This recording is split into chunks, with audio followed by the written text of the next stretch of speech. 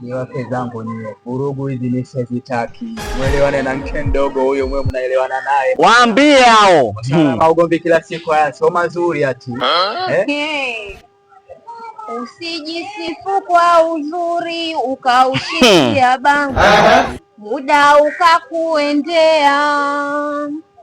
Usijisifu kwa shughuli unavyotafuta bingu, malengo ujiwekee. Unasikia vijembe hivyo? Ni bure kunidhihaki, ni bure kunidhihaki na kunijaza lawama.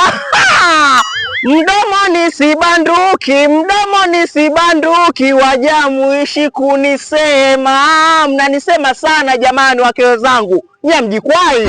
Kasirika sasa vimba, bure jua hutoziba, wewe jifunze ujue mambo.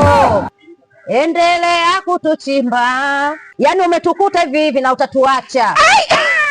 Yaani mimi ndo mke mdogo na ndo anavyonipenda huyu bwana, nakwambia mtaondoka nyie, mtaniachia mjengo huko nyuma. Wao jikwai. Ulipokuja wewe kwa nini sasa tukuondoka?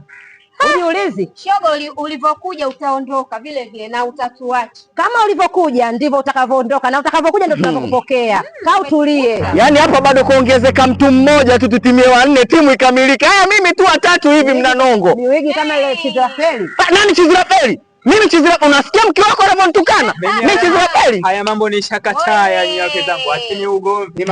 Huyu anijui vizuri watu wangu.